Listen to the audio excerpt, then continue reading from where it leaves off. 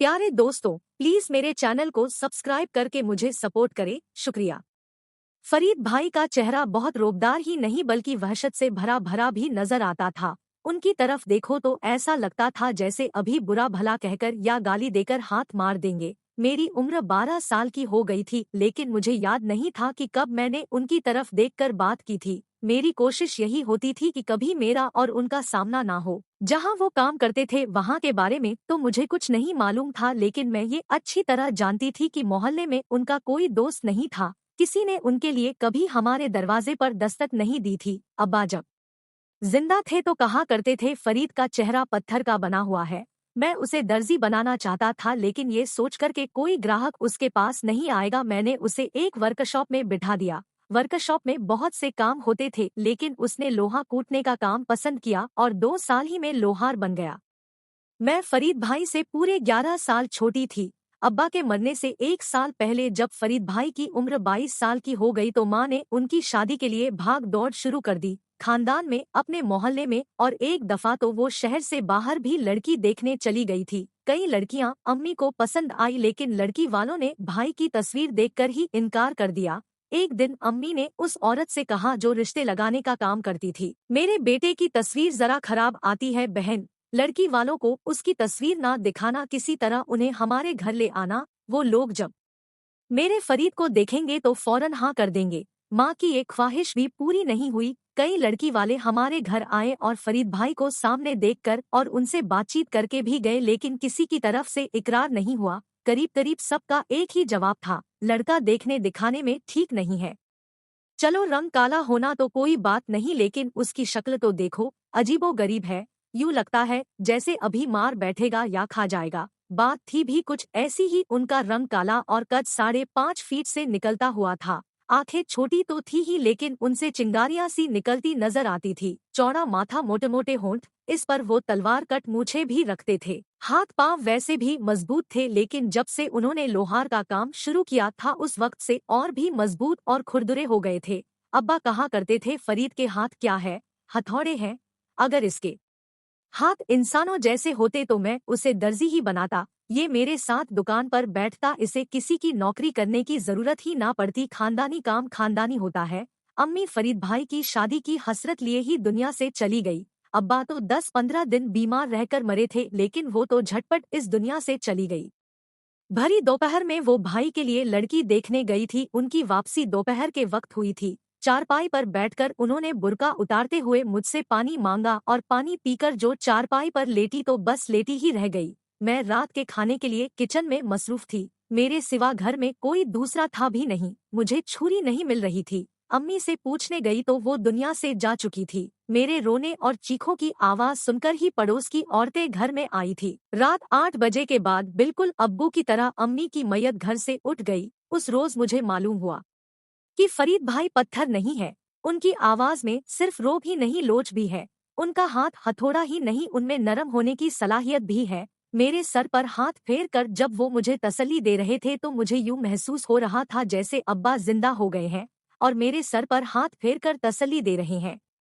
उस वक्त तो मैं उसे वक्ती एहसास समझी थी, मगर फिर वो हमेशा ही रहा। मुझसे बात करते वक्त उनके लहजे में नरमी और मिठास होती थी। वो कहा करते थे, मैं अपनी बहन के लिए सब कुछ करूंगा, तुम उदास ना होना फरजाना। मैं अब्बू और अम्मी की कमी तुम्हें महसूस नहीं होने दूंगा। ऐसी धूमधाम से शादी करूंगा अपनी बहन की के मोहल्ले वाले दंग रह जाएंगे। इस बात पर मैं शर्मा जाती, फिर कहती पहले आप अपनी शादी करना, लेकिन वो मुझे डांट देते और कहते मैं पहले अपनी बहन को घर से रुखसत करूंगा फिर अपने बारे में सोचूंगा। उनकी कोशिश यही रहती थी कि मेरे चेहरे पर उदासी और गम का कोई रंग नजर ना आए। वो मेरी छोटी से छोटी जरूरत का ख्याल रखते, हर ख्वाहिश पूरी करने की कोशिश करते। उनकी तनख्वाह ज्यादा नहीं थी, मगर उन्होंने मेरी खातिर 12 घंटे काम करने का फैसला किया था। ऐसे कारखाने में नौकरी कर ली थी जहां 12 घंटे काम होता था।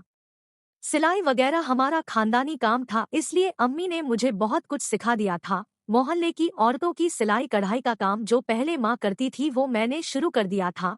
हालांकि फरीद भाई ने मुझे बहुत मना किया, मगर मैंने वक्त गुजारने का बहाना बनाकर काम जारी रखा। घर का काम ज्यादा तो नहीं होता था, 2 आदमी का काम ही कितना होता है। माँ के इंतकाल के शायद 7 महीने बाद ही हमारी विधवा खाला हमारे घर आ गई। उनका कोई लड़का नहीं था।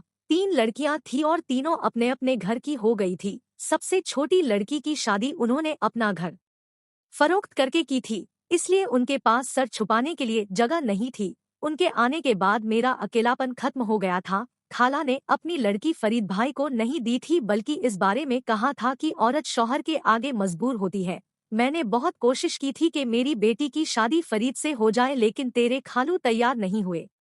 उनकी ये बात भी सही थी, इसलिए उनके आने के बाद कभी मैंने गिला शिकवा करने की कोशिश नहीं की। भाई ने खुद भी कह दिया था कि फरजाना पुरानी कोई बात जबान पर मत लाना, 2 रोटी खाकर पड़ी रहेगी। क्या पता उनके नसीब ही से अल्लाह हमें ज्यादा देने लगे। चंद दिन बाद मैंने महसूस किया कि जुबेदा खाला हम पर बोझ नहीं है। पहले तो वो सिर्फ मेरा हाथ बटाती रही, लेकिन फिर उन्होंने किचन संभाल लिया। इस तरह मेरा काम ज्यादा होने लगा, मेरी आमदनी बढ़ गई। घर के खर्चे फरीद भाई उठाते थे, इसलिए मैं अपनी कमाई हुई रकम अपने ही पास जमा करती थी। 2 बार मैंने भाई को बताने की कोशिश भी की कि मेरे पास कितनी रकम जमा हो गई है, तो उन्होंने सख्ती से मना कर दिया और कहा, तुम सिलाई करके क्या कमा रही हो ये तुम जानो, मुझे बताने की जरूरत नहीं। अभी मैं बालिग नहीं थी, लेकिन मुझे मालूम था कि उम्र ढलने से पहले भाई की शादी होगी तो बहुत अच्छा होगा।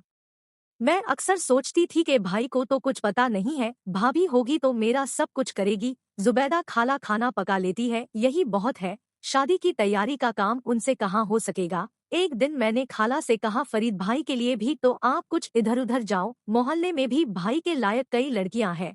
खाला ने कहा, बेटी मैं जाने को तो चली जाऊं, लेकिन मामला वही है कि अच्छा हुआ तो अल्लाह ने किया और कभी बुरा हुआ तो जिंदगी भर जुबेदा के नाम को रोया जाएगा। अरे नहीं खाला, अब अम्मी नहीं है तो ये जिम्मेदारी आपकी है। खाला ने कहा, फरीद तो कभी मुझसे कुछ बोलता ही नहीं, अगर उसकी कोई पसंद है तो मुझे बताए, मैं वहाँ के चक्कर लगाऊं। मैंने कहा, मेरे ख्याल में तो उनकी कोई पसंद नहीं है। वो सुबह ड्यूटी पर जाते हैं तो रात घर आते हैं और आने के बाद भी रोटी खाकर सीधे बिस्तर पर जाते हैं। अरे तू तो पागल है लड़की, इन मर्दों का कोई भरोसा नहीं होता, पता नहीं कब उन्हें कोई पसंद आ जाए। इससे क्या होता है खाला, बात तो जब है कि भाई को कोई पसंद करे। खाला ने कहा, ऐसे मत बोल, अगर वो सुंदर नहीं है तो अपाहिज भी नहीं है, अच्छा खासा सेहतमंद है। वैसे भी आजकल लड़कों का काल पड़ा हुआ है। खाला मुझे अक्सर ये बताने की कोशिश करती कि फरीद भाई का कहीं न कहीं चक्कर जरूर चल रहा है, वरना अपनी शादी के बारे में वो जरूर बोलते। खाला के उकसाने पर ही मैं एक दिन भाई से पूछ बैठी, भाई खाला कह रही थी कि आपका कहीं चक्कर चल रहा है, इसलिए आप शादी के बारे में बात नहीं करते। भाई ने कहा, खाला पागल है, तुम उसकी बातों पर कान मत धरा करो। मैंने तुमसे पहले ही कहा है कि पहले मैं तुम्हें अपने घर से विदा करूंगा, फिर अपने बारे में सोचूंगा। बात खत्म हो गई, लेकिन मैं खाला के पीछे पड़ी रही। मैं चाहती थी कि वो भाई के रिश्ते की तलाश में घर से बाहर निकले। मैंने उनसे कह दिया था कि वो अम्मी की तरह खूबसूरत और बड़े खानदान की बहू तलाश ना करे, बस देखने दिखाने में अच्छी और सीधी साधी हो। एक दिन खाला ने कहा, सत्तार साहब की लड़की तो तुमने देखी है, मेरे ख्याल में तो अच्छी है। मैंने हैरत से उनकी तरफ देखते हुए कहा, अरे खाला आप भी किसकी बात कर रही है, उसकी तो शादी हुई थी लेकिन तलाक हो गई, फिर वो तो भाई से भी बड़ी है। मैंने खाला को टोक टोक कर आखिर घर से बाहर निकाल ही दिया। मेरा ख्याल था कि खाला गंभीरता से सोचेंगी तो भाई की शादी हो सकती है। मैंने उनसे ये भी कहा था कि वो अपनी लड़कियों की ससुराल में भी नजर दौड़ाएं। उनकी भाग दौड़ से मैं मुतमईन थी, मेरा ख्याल था कि कहीं बात जरूर बन जाएगी। दिन बहुत तेजी से गुजर रहे थे, इस अरसे में मैं बालिग हो गई थी। इसका मतलब यही था कि भाई की उम्र 27 साल हो गई थी। मैंने स्कूल में 5वीं क्लास से ज्यादा शिक्षा हासिल नहीं की थी, लेकिन माँ के मरने के बाद भाई के बोलने पर मोहल्ले ही की एक स्कूल टीचर मुझे ट्यूशन पढ़ाने आती थी। उसने मुझे थोड़ा बहुत पढ़ा दिया था। वो जवान और तलाकशुदा थी। एक दिन तो खाला ने मुझसे अजीब बात की, कहने लगी, वो जो तुझे पढ़ाने आती है उस पर नजर रखा कर, कहीं ऐसा ना हो कि वो घर में नकब लगा दे। मैंने कहा, अरे नहीं खाला, वो चोर नहीं है, मैं चोरी की बात नहीं कर रही हूँ, कहीं ऐसा न हो कि वो फरीद को ही ले उड़े। मैंने कहा, खुदा का खौफ करो खाला, भाई से तो कभी उसकी मुलाकात ही नहीं होती। जब वो बेचारी पढ़ाने आती है तो भाई ड्यूटी पर होते हैं। उनसे ट्यूशन की बात भी मैंने खुद ही जाकर की थी। मेरे ख्याल में तो भाई ने उसे नजर भर कर देखा भी नहीं। खाला ने कहा, ये ओस्तानिया बहुत चालाक होती है, तुम क्या जानो अंदर ही अंदर कोई गुल न खिला दे। खाला के जाने के बाद मैंने अपने टीचर और फरीद भाई को कल्पना में देखा। वो भाई से किसी सूरत कम नहीं थी। फिर मैंने उन दोनों के ख्याल को जहन से झटक दिया। जिस गांव जाना नहीं उसके बारे में सोचना क्या। एक रात खाने से पहले फरीद भाई ने खाला से कहा, मैंने सुना है आप मेरे लिए लड़की तलाश कर रही है। खाला ने कहा, ये कोई बुरा काम तो नहीं बेटे। मैंने कब कहा बुरा काम है खाला। मैं तो ये कहना चाह रहा था कि आप मेरे लिए लड़की की तलाश छोड़कर अब फरजाना के लिए लड़का तलाश करें। मैं इस फर्ज से जल्द सबक दोष होना चाहता हूँ। बस तो खाला कल से इस काम पर लग जाओ। खाला ने कहा, इसकी शादी तो झटपट हो ही जाएगी, तू अपना घर बसाने की फिक्र कर। नहीं खाला, आप फरजाना के लिए रिश्ता तलाश करो। खाला खामोशी से किचन में चली गई। इस बात के 3 दिन बाद एक रात खाला फरीद भाई की चारपाई पर जाकर बैठी तो मेरा माथा ठनका। मैं समझ गई जरूर मेरी या भाई की शादी की बात छेड़ी जाएगी। मैं दबे पांव जाकर दरवाजे से लग गई। खाला की धीमी आवाज सुनाई दी, मैं आज सत्तार साहब के घर गई थी। ऐसी बात करके आई हूँ कि तुम दोनों ही निमट जाओगे। उनका एक लड़का भी है, मालूम हुआ कि खासा जवान है और खाता कमाता है, शरीफ और नेक है। फरजाना उनकी देखी भाली है। सत्तार साहब और उनकी बीवी इस रिश्ते पर राजी है। भाई ने कहा, मैं सिराज को जानता हूँ, अच्छा लड़का है। खाला बोली, मैंने उनकी लड़की शबाना को तेरे लिए पसंद कर लिया है। ये रिश्ता भी मियाँ बीवी ने कबूल कर लिया है। लेकिन खाला सुना है उनकी लड़की को तलाक हो गई थी। मैं जानती हूँ उन लोगों ने ये बात मुझसे छुपाई नहीं। उसका आदमी ठीक नहीं था, उस बेचारी ने तो मजबूरी में तलाक ली है। खाला ने समझाने वाले अंदाज में कहा, मेरा ख्याल है फरीद तू फरजाना की शादी से पहले अपनी नहीं करेगा। अगर 4-5 साल फरजाना की शादी नहीं हुई तो क्या तू भी बैठा रहेगा। बड़े बूढ़े कहते हैं जवानी की औलाद ही बुढ़ापे का सहारा बनती है। अभी अगर तेरी शादी हो जाएगी तो 50 साल का होने से पहले ही बेटा तेरा बाजू बन जाएगा। इसलिए मैं कहती हूँ हाँ कर दे तो दोनों की बात एक साथ बन जाएगी। अब मैं जा रही हूँ, तू रात भर सोच ले, फिर सुबह मुझे जवाब देना। सुबह नाश्ते के बाद भाई खाला से कुछ कहे बगैर चले गए। उनके जाने के बाद मैंने खाला से कहा, आज दोपहर में क्या पकाएंगे। खाला ने गुस्से से चिल्लाकर कहा, भाड़ में गया खाना पकाना। वो मुझसे बात करके नहीं गया, असल में वो चाहता ही नहीं कि तेरी शादी जल्दी हो जाए। अपनी तरह वो तुझे भी बूढ़ा करेगा। मैंने कहा, आपकी बात मेरी समझ में नहीं आई। तू तो दूध पीती बच्ची है, तेरी समझ में कुछ आता ही कहाँ है। मैं तेरा रिश्ता लेकर आई थी लेकिन उसने कोई जवाब नहीं दिया। अब तू बता, लड़का बहुत अच्छा है, कमाता भी खूब है, ऐश करेगी तू। मेरा तो ख्याल है उसे फौरन हाँ कर देनी चाहिए। मैं इस बारे में कहना तो बहुत कुछ चाहती थी लेकिन खामोश रहना ही मुझे बेहतर लगा। मेरी खामोशी खाला को बुरी भी लगी और उन्होंने अपने तौर पर बहुत कुछ कहा भी। 2 दिन हमारे घर में खामोशी रही, फिर फरीद भाई ने हाँ कर दी और कहा, सत्तार साहब की बड़ी लड़की मेरी देखी हुई है। वो ऐसी है कि मैं उससे कभी शादी नहीं करता, लेकिन बात क्योंकि फरजाना की है इसलिए मैं हाँ कर रहा हूँ। खाला ने पूछा, क्या खराबी है उसमें। फरीद भाई ने कहा, वो बदजबान बहुत है। मैं जानता हूँ कि उसकी तलाक क्यों हुई थी और तलाक के बाद उसका दूसरा रिश्ता क्यों नहीं आ रहा है। कुछ भी हो, तुझे तो उसे निभाना होगा वरना फरजाना का मसला बन जाएगा। ठीक है, मैंने सब सोचकर ही हाँ की है, फरीद भाई ने ठहरे हुए लहजे में कहा। इस बातचीत के 1 हफ्ते बाद ही हमारी शादियां हो गई। मैं रुखसत होकर सत्तार साहब के घर गई और शबाना हमारे घर आई। फरीद भाई ने मेरे लिए बड़ी कुर्बानी दी थी। मैं उनसे ये कहना तो चाहती थी कि भाई कोई बात नहीं, 2-4 साल में मेरी शादी हो जाएगी, आप किसी अच्छी जगह अपनी शादी कर लो, लेकिन मैं कह नहीं सकी। आज मैं सोचती हूँ अगर मैं दिल की बात कह देती और भाई मेरी बात मान लेते तो वो सब कुछ नहीं होता जो हो चुका है। शादी के बाद के 2 हफ्ते भी हंसी खुशी नहीं गुजरे। मालूम हुआ कि दूसरे ही हफ्ते खाला हमारे घर से चली गई। जाने क्या बात हुई थी। ये भी मालूम हुआ कि भाई ने काम पर जाना कम कर दिया था। हफ्ते में मुश्किल से वो 2-4 दिन ही काम पर जा रहे हैं।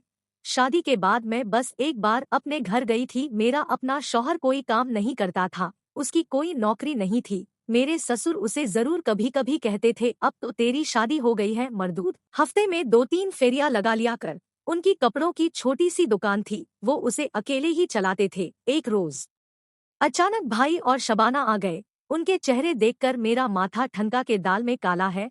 फरीद भाई ने शबाना को सत्तार साहब की तरफ धक्का देते हुए कहा, तुम्हारी बेटी बदजबान ही नहीं बदचलन भी है। कोई गैरतमंद आदमी किसी बदचलन औरत को अपने साथ रख सकता है तो मैं इसे रखने के लिए तैयार हूँ। सत्तार साहब ने गुस्से से कहा, क्या हुआ है, तुम इतनी बड़ी बात क्यों कह रहे हो। ये सोचकर बात करो कि तुम्हारी बहन भी हमारे घर में है और मोहल्ले में हमारी कोई इज्जत भी है। शुक्र करो कि मेरा लड़का इस वक्त घर पर नहीं है। शबाना भी बाप की शय पाकर चमकी और कहा, मेरी बदचलनी का तुम्हारे पास क्या सबूत है? क्यों बकवास कर रही हो भाई दहाड़े? अगर तुमने गवाह और सबूत की बात की तो मैं तुम्हारे बाप की इज्जत को खाक में मिला दूंगा। अभी ये बातचीत हो ही रही थी कि मेरा शौहर सिराज घर में दाखिल हो गया। उसके आते ही मैं भाई के करीब पहुंच गई और कहा, भाई गुस्सा थूक दो वरना मेरा घर तबाह हो जाएगा। मैंने बहुत ही धीमी आवाज में कहा, मामला नरमी से भी हल हो सकता है। भाई ने कहा, ये मामला हल होने वाला नहीं है। मेरा सुकून बर्बाद हो गया। इसकी बदचलनी के सबूत मेरे पास है। सिराज ने बहन से पूछा, क्या बात है बाजी? शबाना खामोश रही। ये कुछ नहीं बोलेगी। भाई ने कहा, अगर कोई एक होता तो ये अपने बचाव में कुछ बोलती भी। फिर ये कि मैं साबिर को घर में बंद कर आया हूँ। वही साबिर जिसका मेरी शादी से पहले इस घर में आना जाना रहा था। वो कपड़े की फेरी लगाता था। उसी साबिर के साथ मैंने शबाना को अपने घर में रंगे हाथ पकड़ा है। मैं उसे खत्म कर देता लेकिन महज फरजाना की खातिर मैंने गुस्से को पी लिया। उसे कमरे में बंद करके तुम्हारी बहन को यहाँ लाया हूँ। खाला ठीक ही कहती थी कि इस लड़की के चाल चलन ठीक नहीं है। इसके रवैये से वो घर से चली गई। सिराज के चेहरे पर एक रंग आ रहा था और एक जा रहा था। उसने मरी हुई आवाज में कहा, अभी चलो मेरे साथ। लेकिन सिराज की माँ ने उसे रोक दिया और कहा, नहीं, तुम नहीं जाओगे, तुम घर में ही रहो, हम लोग देख आते हैं। उन्होंने सत्तार साहब को उठने का इशारा करते हुए कहा। फरीद भाई के साथ वो दोनों चले गए। शबाना एक कमरे में जा घुसी और फिर नहीं निकली। इस पूरे अरसे में सिराज बेचैनी से टहलता रहा। वो बड़बड़ा रहा था जिससे अंदाजा होता था कि उसे पहले ही शबाना पर शक था। कोई 3 घंटे बाद मेरी सास और ससुर घर में दाखिल हुए। फरीद भाई वही रह गए थे। घर में दाखिल होते ही मेरी सास ने ऐलान किया, अब बात 4 आदमियों में होगी। हम दोनों ने फैसला किया है कि जब तक बात साफ नहीं हो जाती शबाना हमारे घर ही में रहेगी। सत्तार साहब खामोश रहे। उनके चेहरे से लग रहा था जैसे वो गूंगे हो गए हैं।